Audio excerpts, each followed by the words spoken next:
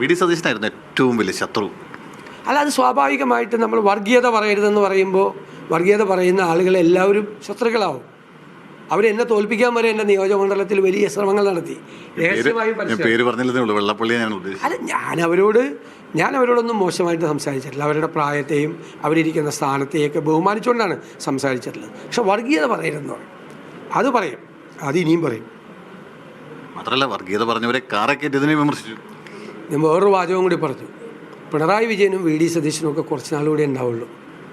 നമ്മുടെ കേരളം ഉണ്ടാവും, നമ്മുടെ മക്കളും കൊച്ചുമക്കളും ഉണ്ടാവും.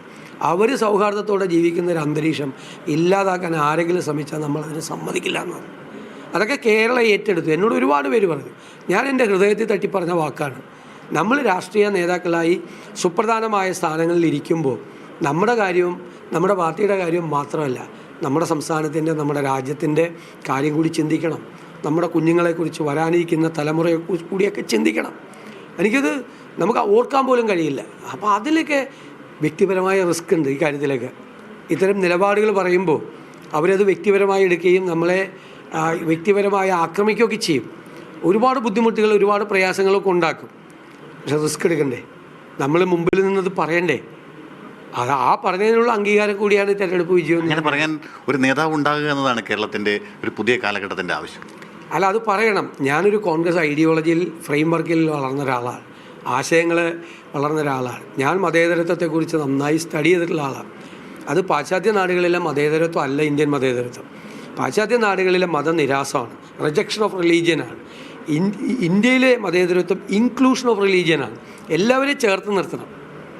നമ്മളൊരു മതത്തിൽ വിശ്വസിക്കാം, പക്ഷേ സഹോദര മതത്തിൽപ്പെട്ട ഒരാളുടെ നേർക്ക് ആരെങ്കിലും കൈവിരൽ ചൂണ്ടിയാൽ അവരുടെ മുമ്പിൽ പോയി നിന്ന് അവരെ സംരക്ഷിക്കുമ്പോഴാണ്. സതീശൻ ഇത്തവണ നിയമസഭ കാണരുതെന്ന് അത്തരം ചില ആളുകൾ ശഠിച്ചിട്ടുണ്ടോ? അതിനു വേണ്ടിയുള്ള ശ്രമം നടത്തി? അല്ല, അവർ ഒരുപാട് ശ്രമം നടത്തിയിട്ടുണ്ട്. പലരും പറഞ്ഞല്ലോ, 3-ാം സ്ഥാനത്ത് വരുന്ന BJP 2-ാം സ്ഥാനത്ത് വരുന്നവർക്ക് വോട്ട് ചെയ്യണം, അപ്പോൾ 1-ാം സ്ഥാനം സതീശന് കിട്ടില്ല, തോൽപ്പിക്കണം എന്നൊക്കെ പറഞ്ഞുള്ള പല പ്രചരണങ്ങളും ഒരുപാട് കാര്യങ്ങൾ നടത്തിയിട്ടുണ്ട്. എനിക്കെന്നെ നിയോജകമണ്ഡലത്തിൽ നിൽക്കാൻ പോലും പറ്റിയിട്ടില്ല.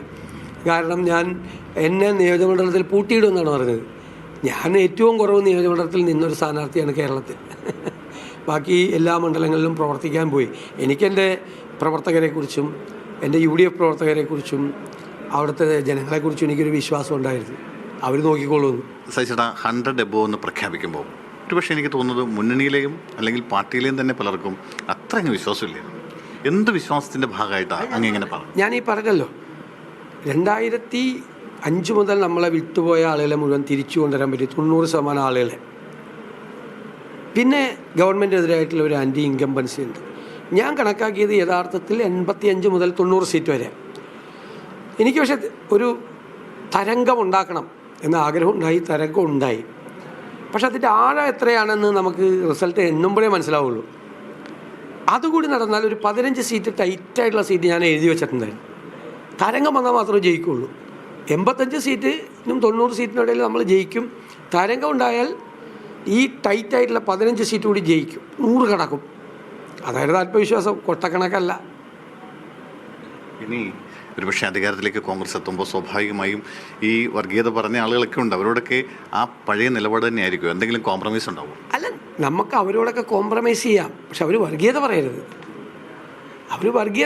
കേരളത്തിൻ്റെ സമുദായ സൗഹാർദ്ദവും സ്നേഹവും പാരസ്പര്യവും തകർക്കാൻ എത്ര വലിയ ശക്തികൾ ശ്രമിച്ചാലും അവരെ എതിർക്കുക തന്നെ ചെയ്യും. ഒരു സംശയമില്ല. No compromise.